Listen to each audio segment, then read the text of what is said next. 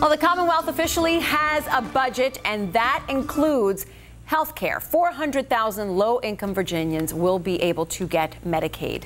After years of gridlock, the General Assembly expanded Medicaid coverage in this year's budget. Several Republicans crossed party lines to get this all done. Governor Ralph Northam is expected to sign the budget within the next few days.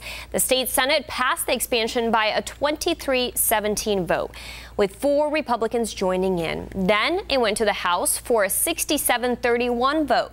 This measure expands health care for around 400,000 now eligible low-income Virginians, and people can start enrolling at the beginning of next year. Republican Senator Frank Wagner talked about why he voted in favor. I did switch my position, and by doing that, we were able to put in a firm work requirement. We put in some caps so that we cap the percentage of the general fund money that would be involved in there, and a lot of conservative measures that I think will make the Medicaid program a lot more efficient. In a statement, Governor Northam said the budget will improve the lives of all Virginians. He said it will, quote, invest in schools, workforce training, public safety, and an economy that works better for every Virginian, no matter who they are or where they live, end quote. For more